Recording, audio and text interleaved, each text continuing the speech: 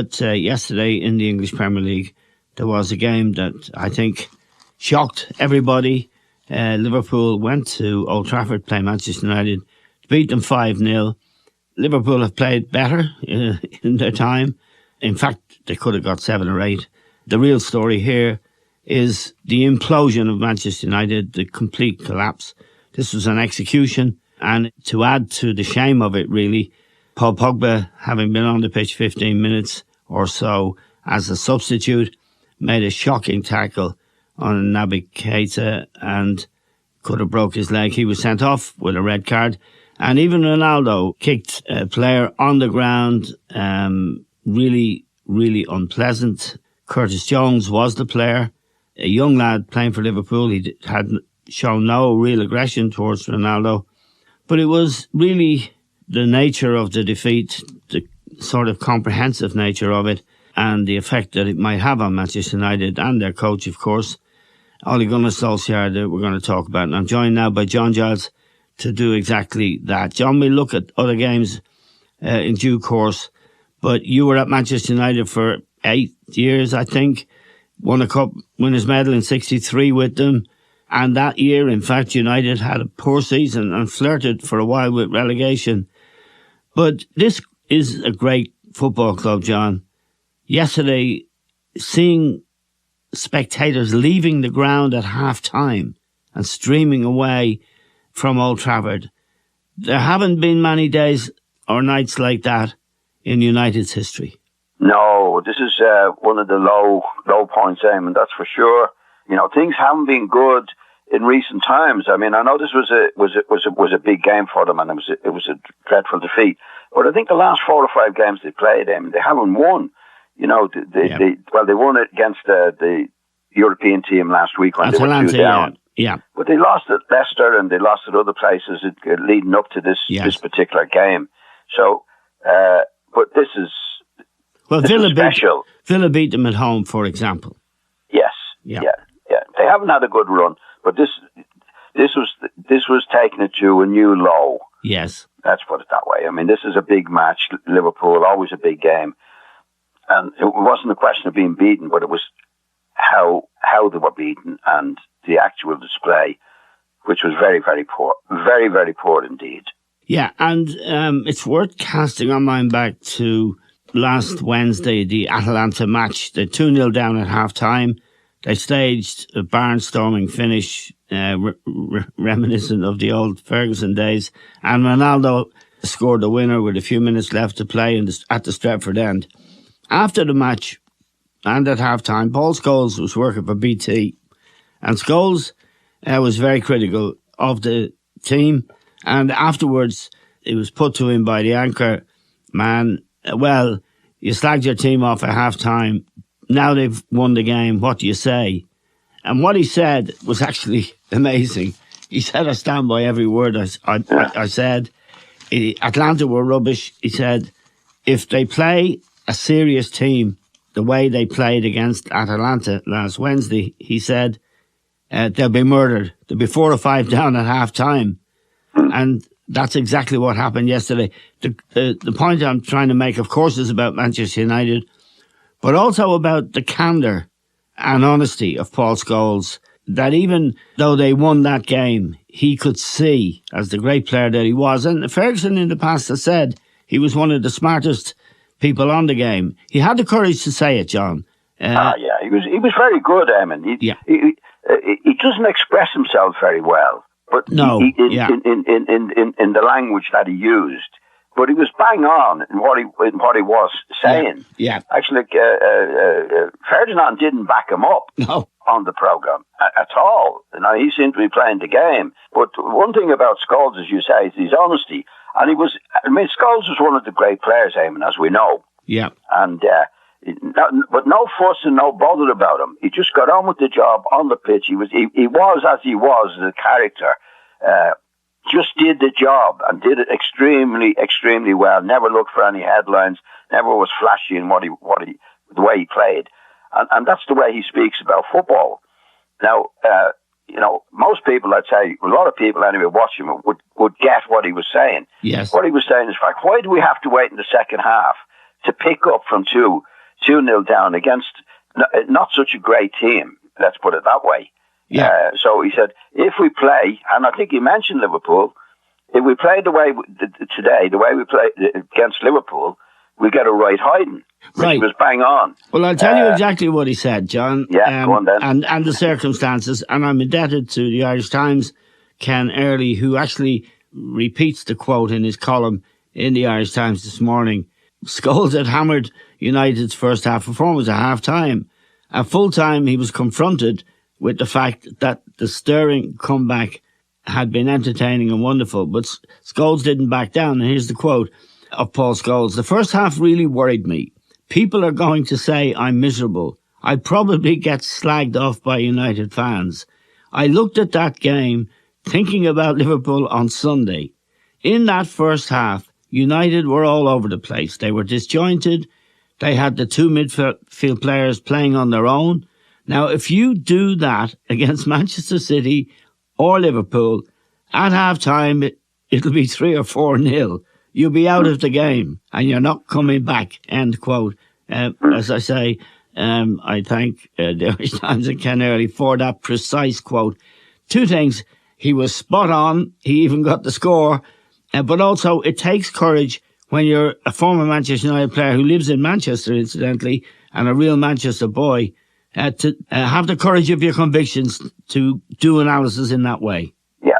And funny enough, Eamon, he wasn't on the telly yesterday. No. They don't, sometimes, as you know, as we know, the television people don't like the truth in such a bare way that, but he was terrific. We're all great admirers of when he played. Yes. He was honesty and he played the way he's played was one of the great players, and he definitely expressed himself and was bang on in what he said about Manchester United. And in the same piece in the Irish Times this morning, Alex Ferguson is quoted on Paul Scholes. He said, and I quote, a man of excellent opinions. In other words, somebody that Ferguson would respect and listen to.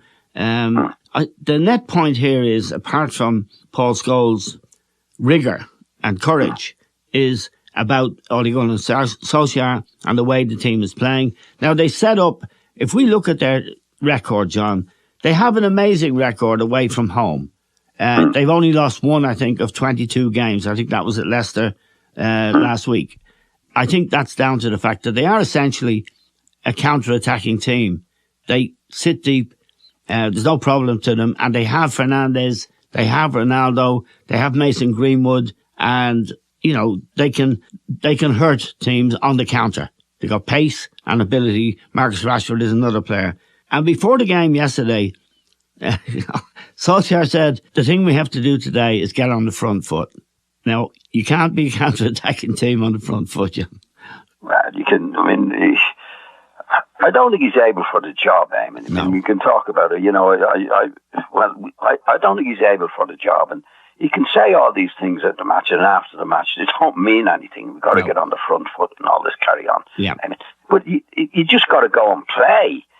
You know, when you're playing like Manchester, any team, any of the great teams, they're not always counter-attacking teams. They're attacking when they get a chance to attack, and they defend when they have to defend. Yeah, exactly. So, you know, the fact is that Manchester United, there's no consistency about them, Eamon. No. You know, they've got some terrific players, but they don't have a manager.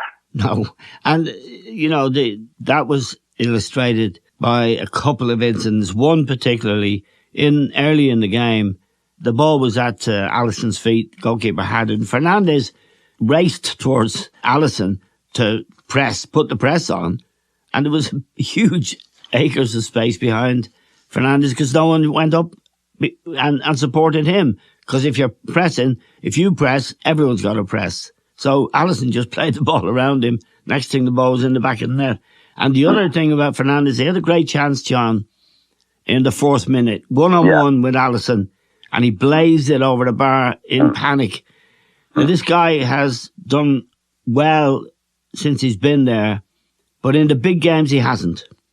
Well, he has in a lot of the games, Eamon. You know, to be fair to him, he plays in a certain position, which is not in midfield. He's a goal-scoring midfield player and a goal maker.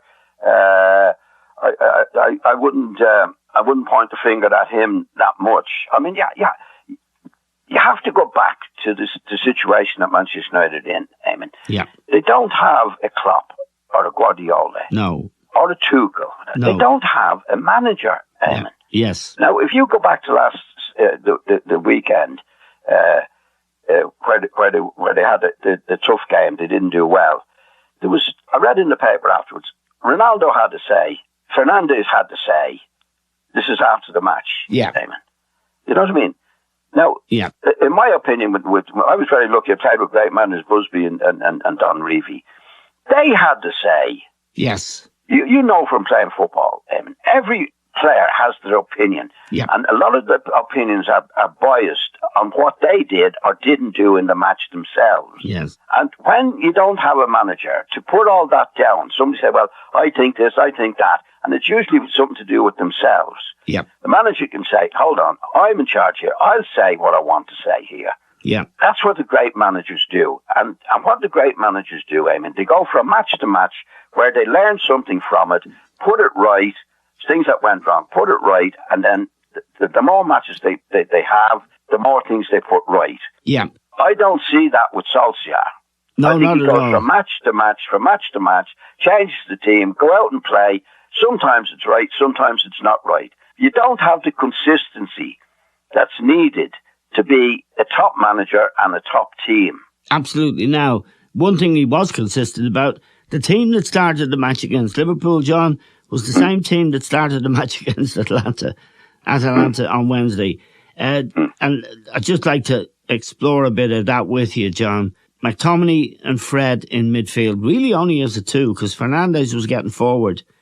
And they were ripped to shreds by Liverpool, by Liverpool's passing. And Liverpool were 2-0 up after 14 minutes. That's just not doable, is it? No matter who the two are, you can't play what was essentially 4-2-3.5 against Liverpool. No, it's the caliber of player as well, Eamon. Yeah. You know, like if you look at Manchester, there is no consistency about the selection or the play. You know, I don't think they go from one match to the next. Okay, we didn't do well there. We put that right. We put that right. We put that right. I don't think it happens. You just go from one match to the next. And when you get that situation, sometimes it's very good, Eamon, because even the stop clock is right twice a day. Yeah. Yeah. So sometimes it's very good, but you don't get the consistency that you're seeing from Chelsea or Manchester City or Liverpool in this particular way. I mean, he's got a hugely talented squad of players. There's no doubt about that. But you have to use those players in their best positions and having a work rate and a work ethic that you have week in and week out. And every match you play, you learn from it, you get better the next one, you get better the next one, you get better the next one. Yeah. I think Solskjaer picks a team, then picks the next team and picks the next team. I don't think there's any going over the team. This is what we did wrong. We put that right. We put that right. And I think he's just a lad that puts the team out, Eamon. Yeah, and tells them to enjoy themselves. Yeah, enjoy themselves. Go, we're going to press, or we're going to do this, we're going to do that, and do that. And it just doesn't happen. Now, it can happen especially with the players that he has and the talented players he has. There's going to be some matches that are very good. Yeah.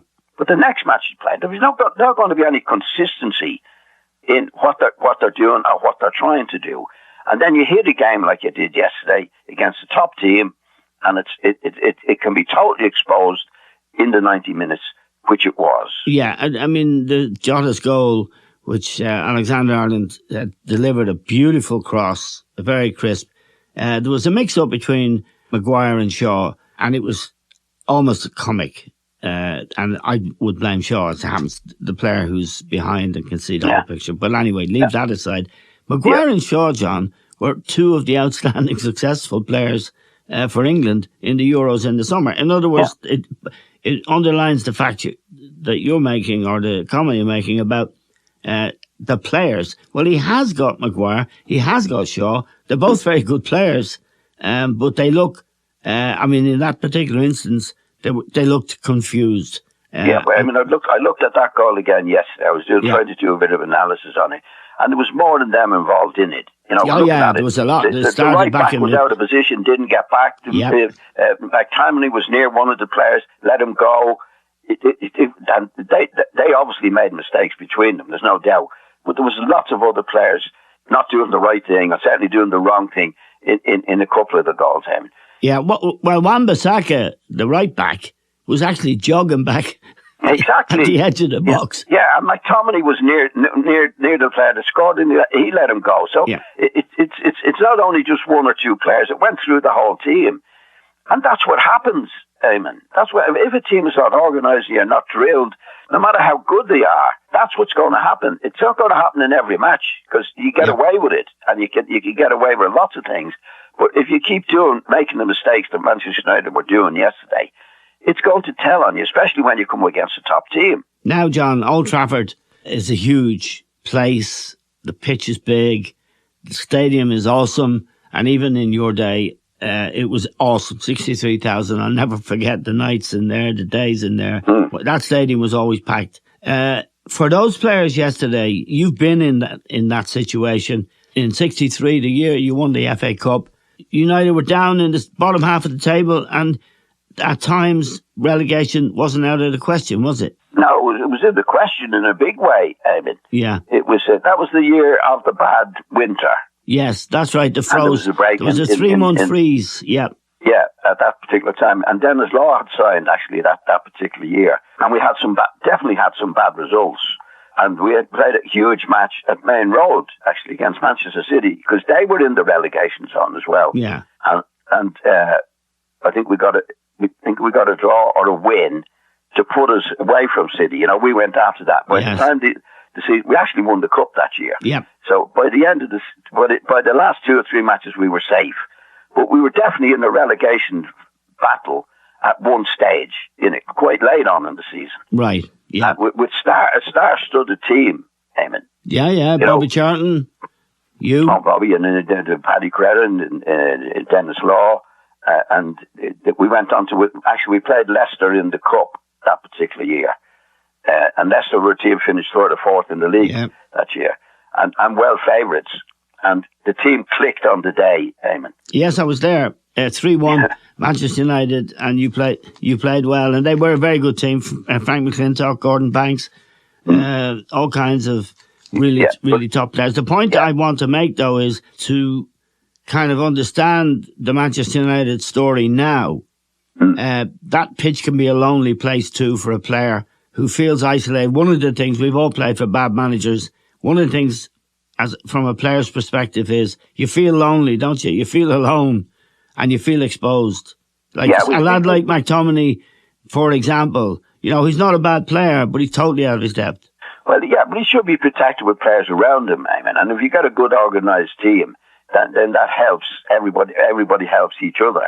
Do you know what I mean? Yeah. In the days, like if you go back to today with Manchester, we had a lot of bad luck in that particular year as well.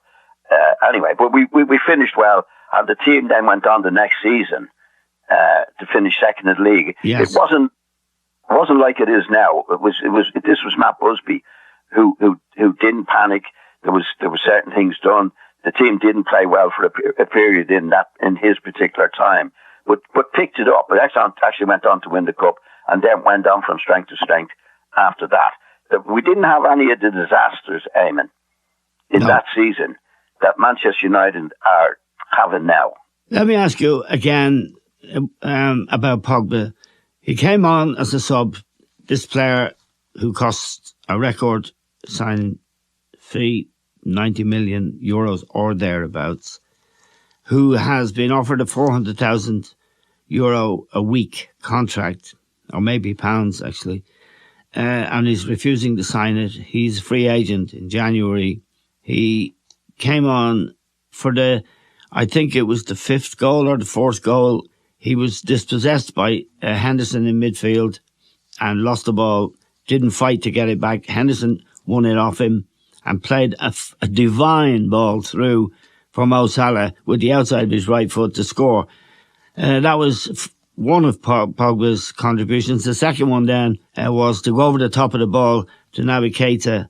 That was a bad tackle, John, and he's a bad lad, isn't he? Well, it was a bad tackle, Eamon, that's for sure. And not for the first time. I think any time Pogba is round the ball, not in that particular way, he's always, like, if his opponent's near him, he's always put his foot over to block the tackle before it's made. Yes. And he's dangerous. I mean, I think there was one against Eamon. He got away with this. I think it was against Wolves. Yeah. In fairly recent times, where the Wolves player was very, very lucky in the tackle. He slid in and went totally over the ball. Yeah. So he's dangerous in that particular way, and deserved to be sent off. There's no doubt about it. But Pogba's one of the problems there. Well, that's what brings me to the core thing here, John. Solskjaer is not in control. We don't know who's in control. We saw Alex Ferguson sitting in the stand yesterday, shaking his head, and he wouldn't be doing it for show. I think he would genuinely feel, what the fuck's going on here, And we don't know who's making the decisions, but they need to flush out whoever is making the decisions, and they need to make some decisions now, don't they, John? Yeah, you'll never flush out who's making the decisions, Eamon. Right. I don't know. It would have a lot to do with the money men and the money situation. Yeah, that's the Glazers who own the club, yeah. Yeah. Now, I don't know who's actually doing it. I'd be pretty certain it's not Solskjaer who's making the big decisions on who comes and who goes. And I certainly don't think he's making the decision about Pogba. I think who's making the decisions about Pogba are the money men, Eamon. Let me explain why, John, to listeners who might be in some doubt. They've offered him $400,000 a week. Yeah. To sign a new contract. Mo Salah, incidentally, is on $180,000 a week. And Liverpool are refusing his demands, whatever they are, for a new contract, which are believed to be about $300,000. But leave that aside. Pogba, if he doesn't take that offer of $400,000 a week and sign a new contract, which I don't think he will, he's a free agent in January, and he can negotiate to walk away from Manchester United, and for him and his agent, Riola, to fill their boots, John, with, I don't know, 50 million, maybe 60 million, maybe whatever. So United have walked themselves or backed themselves into a position where they have to offer this player an inflated wage to try and stop him walking away for nothing, a player that they paid an inflated price for in the first place. I would say that deal, whoever made that deal, should be sacked and they should be named, because Manchester United only get money from their fans and people who buy their kit. No, I don't know about the kit and that. It's just complicated a little bit, Eamon. I think the basic thing is that I'm saying that the money men are in charge of that particular situation. They're seeing it from a money point of view. Yes. Right? We don't know who they are, right? But it's somebody there that sees the money. So, okay, from their point of view, we paid 90 million euros or whatever it was for Pogba 4 or 5 years ago. Yeah. Right? And if you've explained it there, he waits till the end of the season, he goes as a free agent. Yep. Right. So they don't want to lose this money. Right. So they're offering him money, a big contract, where he's not even doing his stuff, but they don't want to be seen and they don't want to be losing the money in the way that they will do so if Pogba doesn't sign a new contract. Right. Now, in the meantime, I think Pogba's doing a great deal of harm to the club and to the team. Yes, very much so. Right. And Solskjaer will pay the price for that. And I don't think he's got any say in what's going on. Yeah. Now, I think if Ferguson was still the manager there's no way I think Pogba would be there in the first place. Yeah. And he certainly wouldn't be there now. No. He would be saying, okay, if we lose money, we get him out because we're losing a lot more than the money that we're losing from Pogba the way we're going at the moment. Right.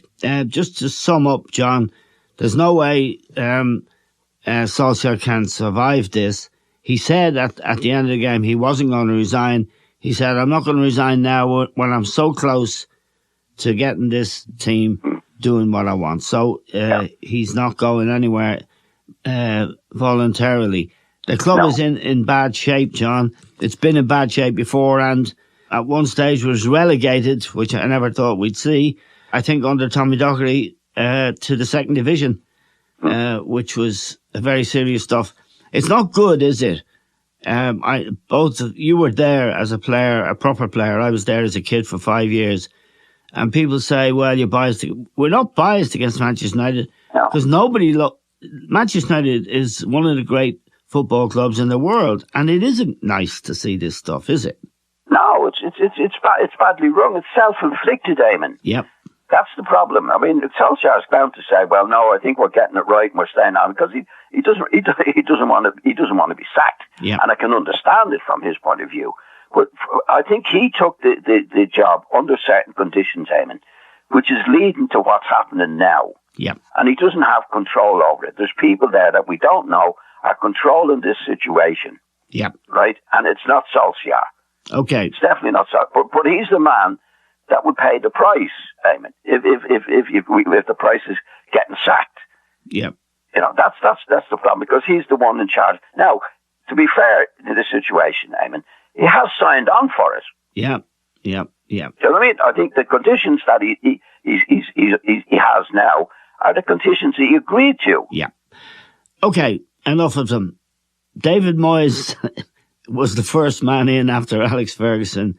And David Moyes is, I think, widely respected in the football community. He had a great record, really, at Everton with small budgets.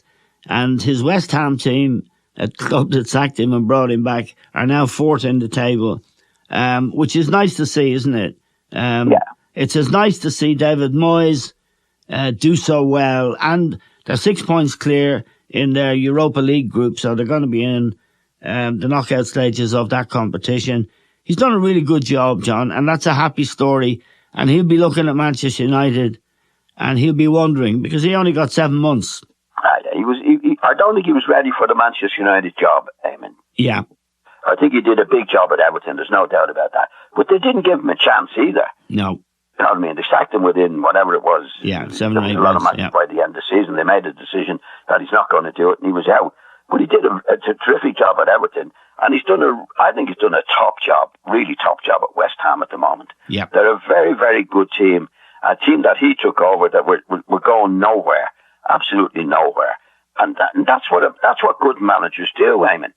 You know, they improve what they take over and make them into a better team. That's exactly what he's done, and they've done really well. I mean, I watched them against Spurs. They deserve to beat Spurs. Yeah. And unfortunately, Nuno, Spurs managers, said they were the better team, but that happens in football. He gets on with the job quietly, professionally, no fuss, no bother.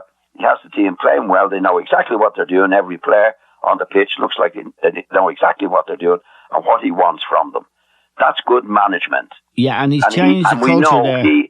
We know he's in charge, Eamon. That's the big thing. He is in charge of the situation. He's also changed the culture, John. West Ham notoriously, didn't always put 11 tryers on the pitch, but this team is very professional in its approach. And at the heart of it, of course, is Declan Rice, who we could have had in our international team if we hadn't had the Keane and O'Neill show, but we'll leave that for another day.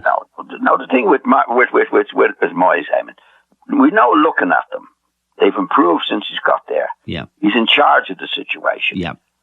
And that's it. In other words, he's managing the team. Yes. We don't see that at Old Trafford. No. Finally, John, Leeds, they're in trouble. They're fourth from bottom, but they got a point at home to Wolves at the weekend. Penalty in the 90th minute. Are you worried about them? They've had a lot of injuries, though, to be fair.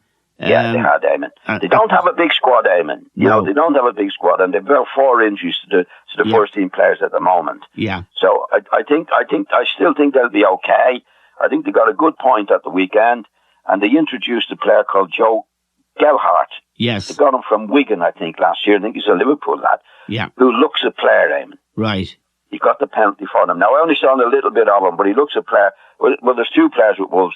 This lad, Hai Wang, scored again, who looks a really good. I'm only just saying that these are 2 young players who will really, really look to have good futures. But from Leeds' point of view, this lad really did his stuff for them to get the penalty. Yeah. He went on a dribble on his own, and he definitely looks a player. I think he's only 18, 19. He's only a young fella. So that's one of the bright things for Leeds. And I think Leeds will be okay once they get their players back, Eamon. Yeah, and just a final point about the Premier League in general, John. Chelsea, Liverpool, City again, very impressive at Brighton. And the good news for Manchester United is their next match at home is against Manchester City. If they play against Manchester City the way they played yesterday, they'll be destroyed. But it's hard to see Solskjaer surviving to that point. Would you agree with me, John, that Conte, who did so well at Chelsea, who won Serie A with Inter last year, and of course who was a very successful coach at the Italian team as well, he'd be the man, John, I think. Hard man, been a great player, has plenty of achievements. He'd be marching into Old Trafford. I don't use any chance of it, Eamon. Really? No. They don't want a Conte. Right. Eamon. They want something they can control. This is the problem. Yeah, this is the problem. If Conte goes there, Conte will demand this, demand that, as all the great managers do. Yeah. Right? And you only look at his record. But they don't, in my opinion, they want Solskjaer. Because they can do what they like in whatever way they want to do. And I'm talking about they. I don't know who they are. But like Conte is not in charge of the situation, Eamon, in the way that the managers who are successful are. Yeah. That's the point. They could have got, of course they could have got Conte. They could get him now. Yep. But do they want him? They don't, I don't think they want the Conte. They wanted Solskjaer who will do as he's told. They make the big decision, what's considered to make the big decisions. This is what's basically wrong at Old Trafford, Eamon. What they need is a young Ferguson. But they don't, they won't, if there was a young Ferguson around at the moment, which Conte is, in my opinion. Yeah. They don't go for them. They don't want him. And of course, John, while we've been talking about the fiasco at Old Trafford yesterday, Antonio Conte has just issued a statement saying that he would be very open to taking the Manchester United job. That's a very interesting development, John, because he really is the most obvious candidate in terms of what he's achieved in Italy, at Chelsea, and his stature within the game. There are not many of those guys free to take this job. That's an interesting development, isn't it?